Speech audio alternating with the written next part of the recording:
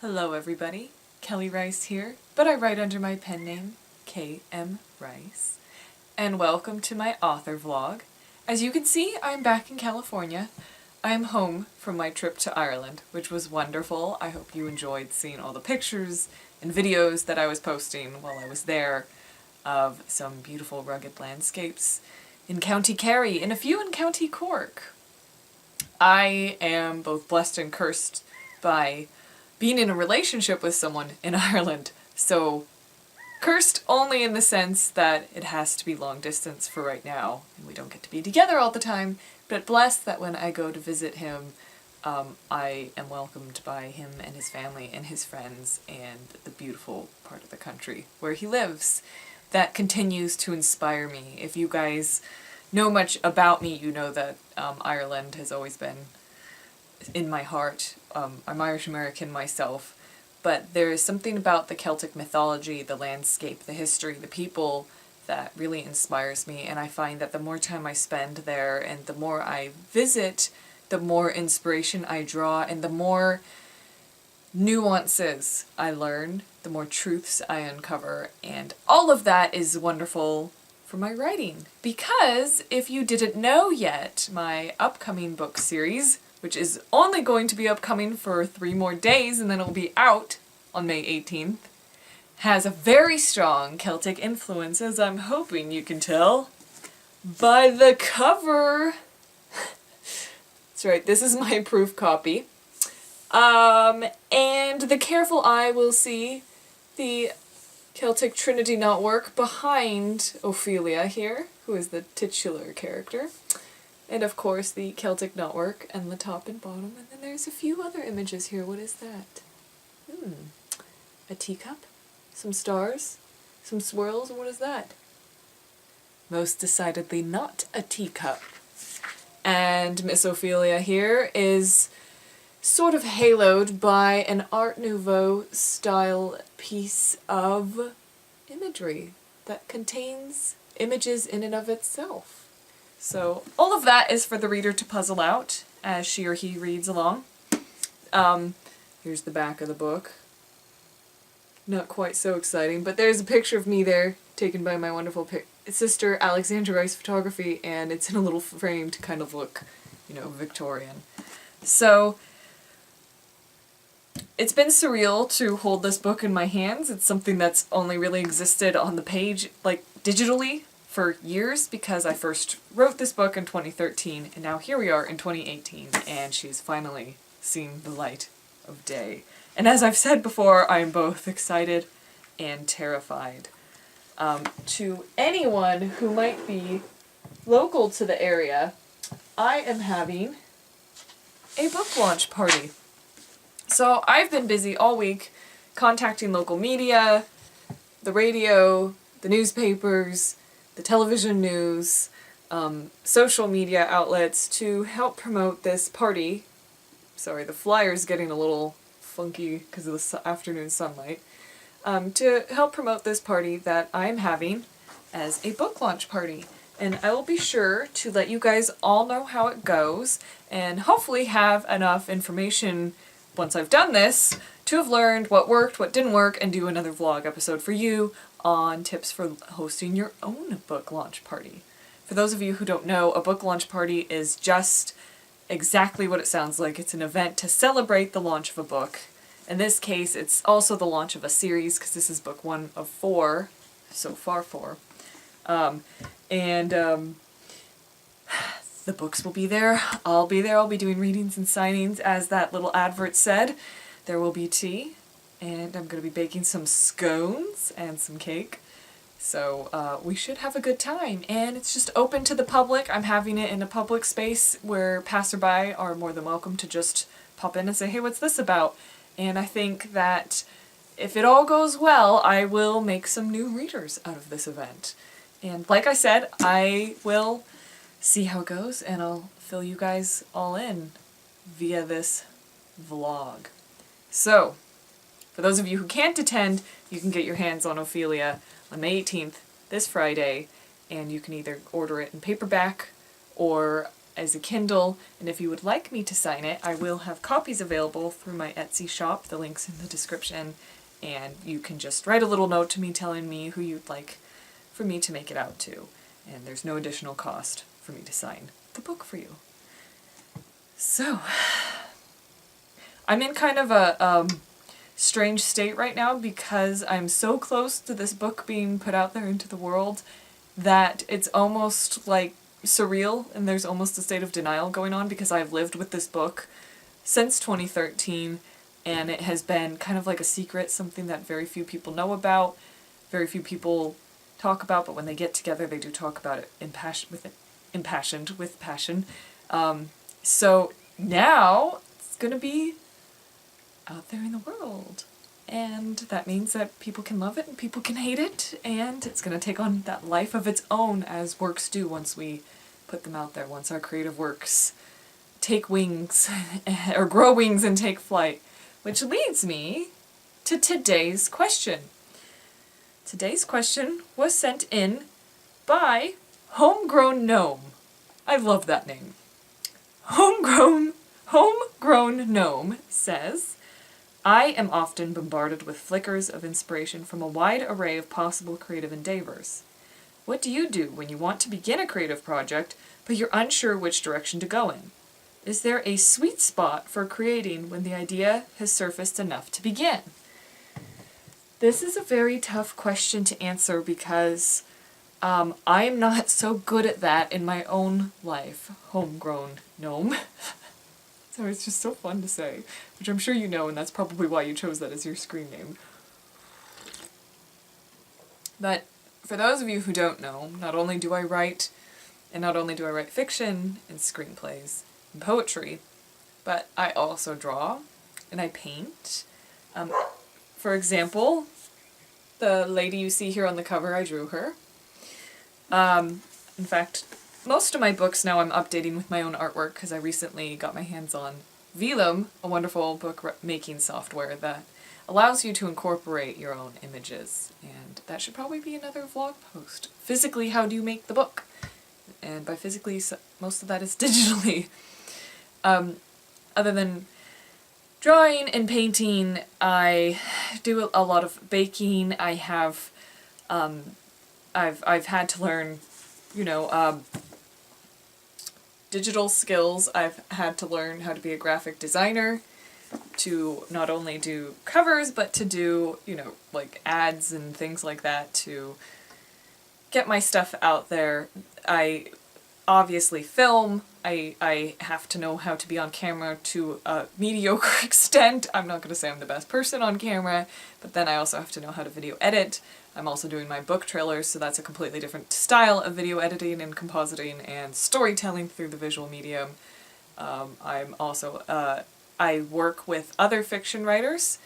If you guys didn't know that, you send me an email at kmriceauthor@gmail.com, and if you're interested in working with me. And I happily provide feedback on whatever it is the author is looking for. Usually it's on the story itself, on the pacing, the characters, the setting, the tone. I will also provide a light edit. So I'm doing that, and I also have contract work for anyone who wants to hire me. I've worked for Magic Leap, I've worked for What a Workshop, worked for a couple lesser known organizations as well. And so at any given time, I have many different directions that I can go. You guys will all relate to that, even if you're not doing all of this, the things that I just listed, even if you don't have all those different interests, or even if you just have some of them, you'll relate to it even just as a writer and a storyteller and an artist, because I consider the visual medium to be storytelling as well. But you will relate to the idea of feeling torn in multiple directions, and that's what Homegrown Gnome is just talking about. Having so many ideas and not knowing which direction to go. They might all be in different mediums. They might be completely different styles. Added to the list of things that you have to be able to do if you're gonna, I want to say try to be like me, but if you're that I have to know how to be able to do is speak in public, read in public, which I'm not very good at. I'm trying to block that from my mind for the party on Friday because that's not gonna... I shouldn't say that's not gonna go well because then that'll become a self-fulfilling prophecy, but I'm not looking forward to reading out loud. I just don't like that. I had a stutter when I was small that always came out when I was reading out loud, and I often get brought back to that place. But just having sort of a public persona and having to get yourself out there, and if you have introvert tendencies or if you are an introvert, that's a feat in and of itself. So that's yet another direction that you're going to have to go. And when I say direction, it's not always a choice. Some of these things are things that we have to do for our careers and for our livelihoods and for our lives and for our own well-being. But they're basically avenues for energy. And what it comes down to, homegrown gnome, is how much creative energy do you have and where are you going to invest it? It's just like anything else in life because it is using up a portion of your life that you will never get back again. Not to be morbid, but none of us know how much of that we have. So it's just like choosing a job, or choosing what to do with your money, or choosing which book to write first, or which creative endeavor to go for first. Sometimes this isn't the kind of throw caution to the wind, airy-fairy answer that you might expect, but sometimes you have to write lists, and you have to kind of work out how many different things you are trying to do at the same time, because I've learned this from experience. I've fallen into the trap of trying to do too much at the same time. And what ends up happening is basically on a daily basis, you have nothing to show for any of the effort that you've put in because nothing's finished, and you're not accomplishing what you want to accomplish, and you're not moving to where you want to be. Whether you're setting those goals for yourself, whether someone else is, whether they're career goals, or if this is just something you're doing, I don't want to call it a hobby, but if it's a passion project, I think that some forethought and some planning are invaluable. And I say that knowing full well that I'm someone who writes by the seat of her pants and often films these videos by the seat of her pants. So that's why they can be full of asides and wandering. Of course, I ruminate on the question ahead of time, but I also kind of like it, just feeling like we're hanging out and having a conversation. Even though I'm dominating the conversation, why are you so quiet? Speak up, come on. Shut me up. Now you guys are all going to be like talking to your computers and phones and be like, I am talking! And then everyone's going to think you're crazy because you're probably alone. Or like, not talking to the other people in the room, you're talking to your device. Now you're going to blame me and I'm going to get a bunch of hate mail, people being like, now my girlfriend thinks I'm crazy. That'd be really cool, actually. I hope she thinks you're crazy, the best of us are. So anyway, back on track. There was a time that I was getting very frustrated with myself. This was about 2 years ago in the autumn, and I felt lost because I didn't know, I think I had probably just recently finished writing the Afterworld series. I didn't know which direction to channel this energy that I had, that I needed to, and sometimes it is a gamble, sometimes it is a guess. I'm not going to say that I've made all the right career choices. I'm not going to say that I can tell you what choices are right for you, but you have to be willing to make a choice and be flexible. Stick with it. Just because it gets difficult, don't can it, but be flexible in terms of maybe I'm not going about this the right way, maybe I need to change my tactic, but at least make a choice. I know that can be anxiety inducing for some people, but pick a direction and and go in it. So what I ended up having to do, or when I was feeling lost this time, and I'm not good at sorting myself out, I'm not good at self-reflection, I'm not good at looking at myself from the outside, so I'm glad that I somehow had the wherewithal to do this. I wrote out every project that I was currently trying to work on, and there were 15 of them. I don't know if that's going to sound like a lot or a little to you, but to me I was like, well, no wonder I'm so confused, because I keep investing a little bit here, a little bit there, and maybe a lot more here, but it's still not enough. So you do have to kind of put on your adulting hat and your critical thinking hat, and so homegrown gnome, say you're in a situation like I was, and you have all these different creative projects that you want to do, which is what it sounds like from your question, or at least that's what I'm inferring. It could behoove you to write a list and then have to do the dreaded thing of prioritize.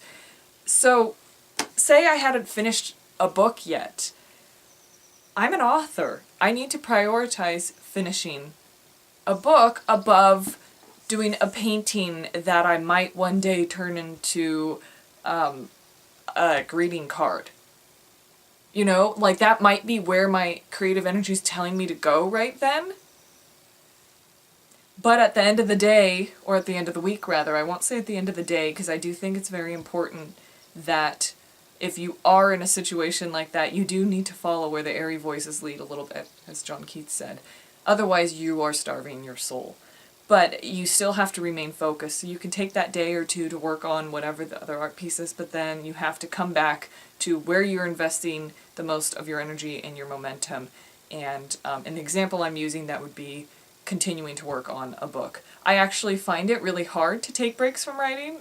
If you guys have watched this vlog, you know that I just write like a maniac most of the time, except for my most recent book, The Watcher. I somehow was able to write that in smaller spurts, a few hours here, a few hours there, maybe a couple days here, a couple days there, and that was really comforting to me to know that I have the ability to do that, as well as writing these marathon sessions.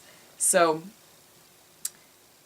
it is difficult for me to pull myself away from a book that I'm writing to focus on other creative endeavors, but that might not be the case for you. For you, it might be difficult to get into the book enough that you have blinders on. And I think that really speaks to the heart of this question. How do we invest in our creativity to the point that we can prioritize,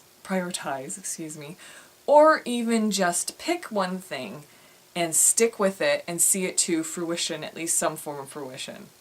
Because like this book is coming out in, what, 4 days, 3 days? Depending on when I upload this video. It's coming out on Friday. I will probably look at this book to the end of time and see things that I want to tweak, that I want to add, that I want to change. And that's true of basically, oops, I just dropped it. Hope that's not foreshadowing.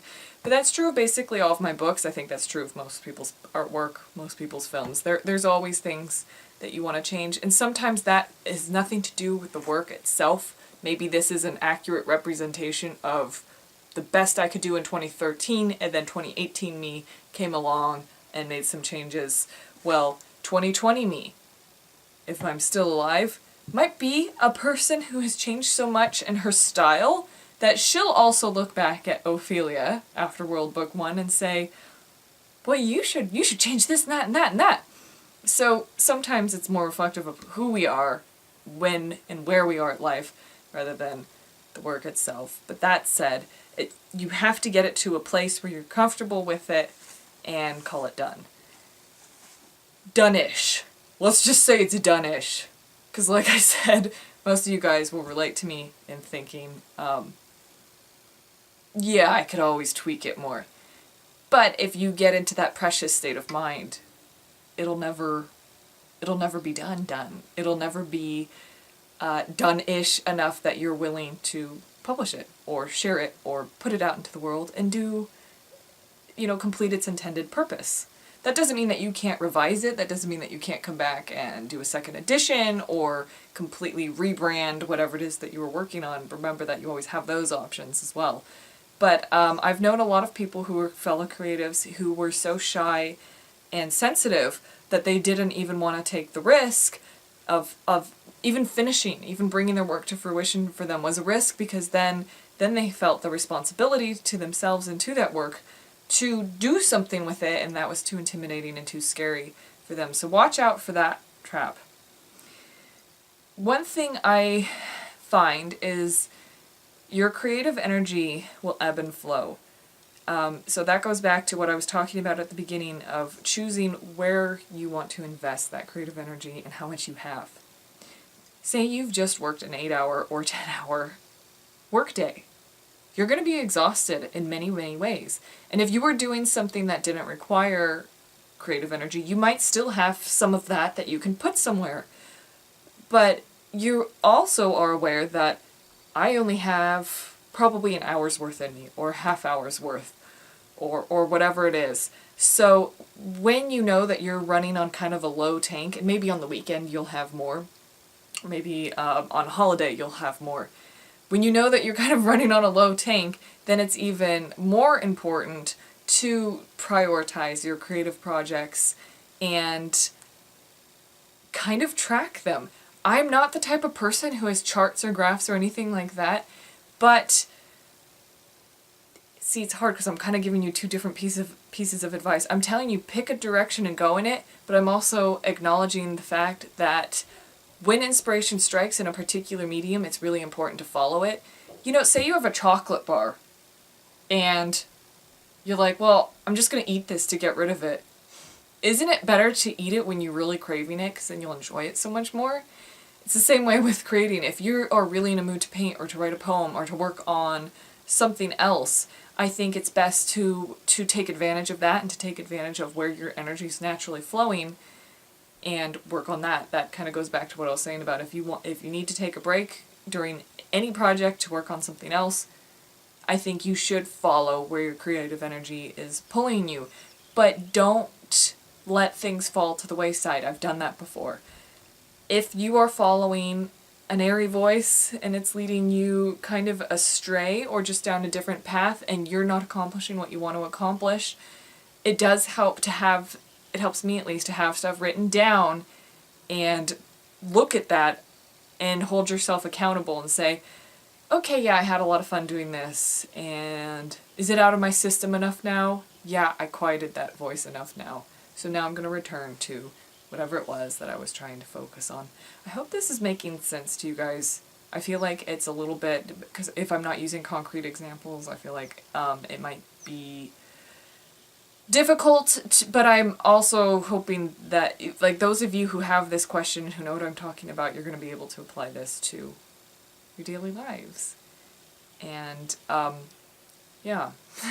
So, yeah, I guess it goes back to what I said when I said be flexible. Be focused enough. Be focused enough to prioritize, but be flexible enough to, when you feel that internal tug, and all you creatives know exactly what I'm talking about, to begin work on something else, follow it. And there will be times it's just like writing. There will be times when you will shock yourself and the thing that you thought needed to be your priority, finishing this book, was actually finishing this painting. And you got it done way faster than you thought you would, or this other piece of fiction or this other piece of poetry, because you were in the moment, you were in the zone, you know, it was that creation's time. And then you can go back and return to the other project. But just like I said, make goals for yourself so that will keep you on task and keep you focused, and you won't become completely, oh, I'm going to add a little shading to this eyebrow here and dot the eyes over there, and oh, I needed to do that social media post, I'll do that now. Oh, I totally messed that up because I was doing it quickly. You know, like I said, that happens to me a lot. I'm sure you guys have observed it. So it's a process. It's an ongoing process. I'm trying to learn these skills myself. I'm sharing with you what I have learned. That try as hard as you can to keep your focus on something. And, you know, you heard of the law of attraction. It does well to keep projecting that out there.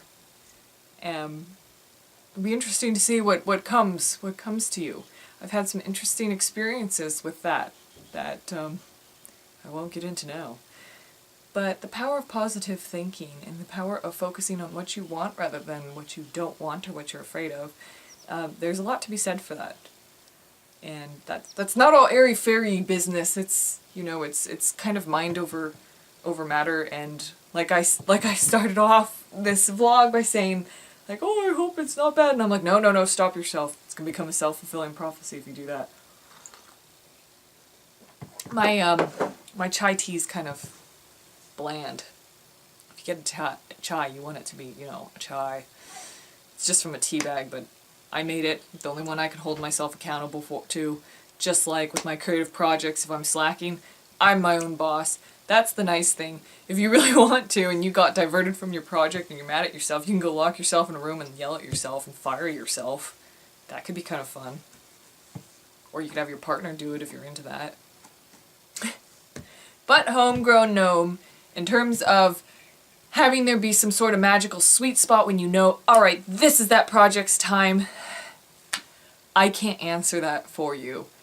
I think that there are multiple occasions to start investing in one of your creative projects. There's a book in my head right now that I did start to write 2 years ago, I think it was. And I got interrupted and that wasn't that book's time. It's been getting louder and louder as it's kicking around in there. I think secretly my subconscious has probably written the whole thing. And as I think I'm going on some fun adventure to making it up as I go along, some weird dark crevice in my brain has actually probably already composed the whole novel. But my point is, there have been multiple times between my first, I won't say failed attempt, but my first bit of writing, working on this book, and now, or not now, but when I actually, this time in the future, when I actually do sit down and start blazing through it, or not blazing through it, maybe writing it in segments, that I could have started it. That it was at a point where I felt like there was enough there for me to sink my teeth into it and just start going. It's just a matter of, for me at least, of, again, what is my priority right now? My priority is making sure that this series goes out into the world as successfully as I can manage. And how much time do you have and how much creative energy do you have? If you know that you only have like one day this week to get any writing done and you're exhausted, then maybe it's not the best time to start. Or you might work in an opposite way and you might find that you are rejuvenated by beginning when you are kind of flat out and having that be your release.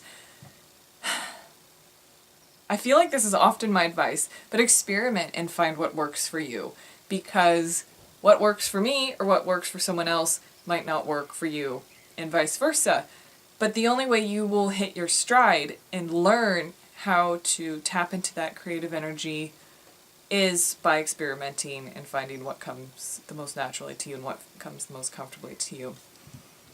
As a caveat to all of this, I will say, like I've said before, if you're in this for the long haul, you are going to get to a point where either out of necessity or as a learned skill, you'll be able to tap into that creative energy and conjure it. Conjure that inspiration as needs be. Because if you're working on a project for a company like Magic Leap, and they're expecting this IP, they're expecting your imagination to pull something amazing and put it on the page, not only is that a massive weight, but that's going to kind of be a creativity block in and of itself because of the pressure that you'll be putting on yourself. It's going to put a damper on your inspiration, and you're not going to have the luxury of being able to go for many long walks or sip your tea or whatever it is that you normally rely on for your creative process, and wait for that inspiration to strike and then take advantage of it then. There are probably writers who are comfortable enough in their careers and with the people they're working for that those people, are just like, hey, take all the time you need. I've never been in that situation. And in fact, I'm not comfortable being in that situation. I need a little bit of a fire under me to make sure that the pressure sometimes helps. Having deadlines and parameters can, I think, really boost your creativity, but that's a subject for another vlog. But you will, out of necessity, learn to, I will say, conjure that creative energy that you need to complete the project. Because it is do or die. And hopefully the work will not suffer for it and it will speak for itself. I've been very fortunate in every occasion, whatever I came up with or whatever I wrote, and always make sure it feels right to you and it feels true to you. I might have written something that was adapting someone else's work, and a lot of writers get work adapting other people's works or other people's ideas, etc. But you always need to make sure that it's at a level that you're comfortable enough with to not only have your name attached, but that it feels right to you inside. And that's a little tangent, but I hope it helps some people. So, Homegrown Gnome. I hope that provided you with a little insight. I'm sorry, there's no hard and fast rule. I don't really have an answer of when a project is ready. That's something we all kind of have to decide. And like I said, I think there are plenty of occasions for that seed to kind of pop up and begin its journey and cast off its shell and start growing into a little seedling. I think that a lot of us have a tendency to be like, let me nourish this seed, this seed, this seed, this seed, and then we have a bunch of seedlings, and it's just, which ones are you going to water and put in the sunlight first, and how often, and when? And that's a personal choice down to each individual based on each individual's needs. So there's my answer / not answer. But I hope it helps, and thank you guys for watching, thank you for being with me. Keep the questions coming in the comments. I love hearing from you. And if you're curious, yes, you can purchase Ophelia starting this weekend. And let's hope for good things. Let's hope for good things in all of our careers. I see us as a community, and we're here to support each other. So, thank you very much. Did you just hear that? I can't recreate it. I totally just did a hand fart. I was like this, and it went... Couldn't recreate that if I tried, otherwise I would sign off with a hand fart. But, in the same vein of community and support, if you find you're enjoying this vlog, go ahead and pop over to Patreon, where you can support it for $1 whole a month. And if you're feeling extra giving and you want more of me, somehow, there's other tiers that you can sign up for too, for $5 and for $10. And that's it, folks. So, I hope you've enjoyed this, and from Ophelia and I, we wish you all a very fond farewell until next time, which will hopefully be very soon.